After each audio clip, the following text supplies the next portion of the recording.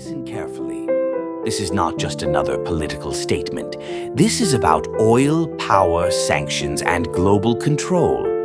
On December 17th, 2025, Donald Trump made a declaration that instantly shook energy markets and diplomatic circles.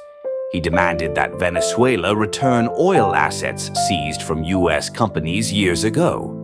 And to justify that demand, he announced what he called a blockade on oil tankers traveling to and from Venezuela.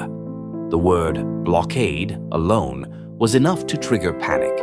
Oil prices jumped, tankers rerouted, and the world started asking one question.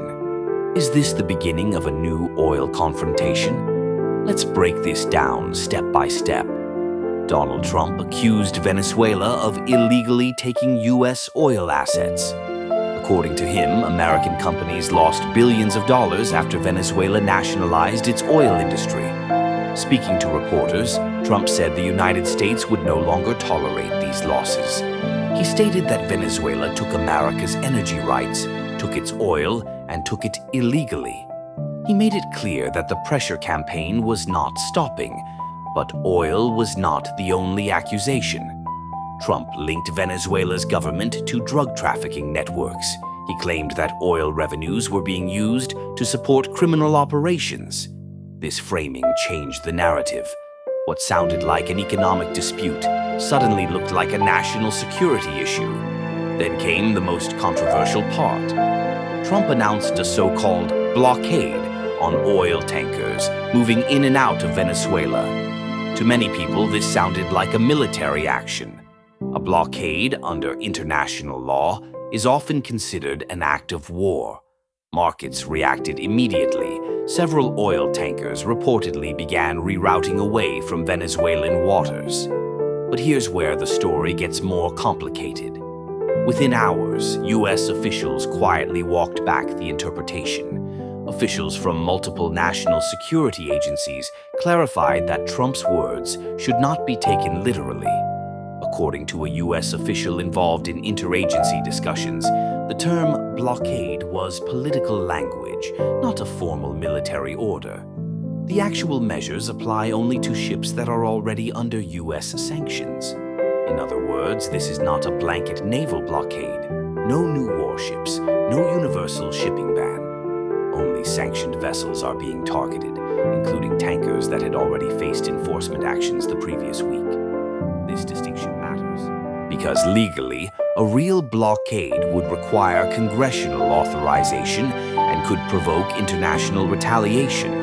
The U.S. State Department, however, refused to offer detailed clarification, and that silence has only fueled more uncertainty. To understand why this dispute is so explosive, you have to look at Venezuela's oil history. Venezuela was once dominated by American oil companies. For decades, U.S. firms controlled major oil fields and infrastructure.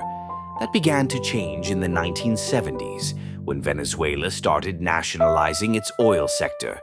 The process accelerated dramatically in the 2000s under President Hugo Chavez.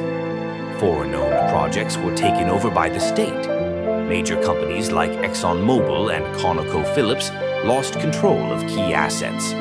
When Nicolás Maduro came to power, that policy didn't change. It hardened.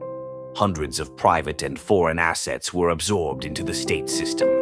From Venezuela's perspective, this was about sovereignty. From Washington's perspective, it was expropriation. That unresolved conflict is now resurfacing with consequences. So what does this really mean for the world? First, oil markets hate uncertainty. Even the suggestion of shipping disruptions can drive prices higher. Second, this move increases pressure on Venezuela's already struggling economy. Third, it sends a signal to other sanctioned states. Economic tools can be just as powerful as military ones. But there's another layer. Trump's language is strategic. By using the word blockade, he signals strength to supporters, while leaving enough ambiguity for officials to limit legal exposure. It's political pressure wrapped in economic enforcement. The bottom line is this. This is not a full-scale military populist rhetoric either. It is a calculated escalation designed to squeeze oil revenue, reassert U.S. claims, and reshape global energy dynamics. Oil is not just fuel, it is leverage. And right now, that leverage is being used aggressively. The situation is still evolving. And what happens next could impact oil prices, international law, and geopolitical stability. This is not just Venezuela's problem, it's a global one.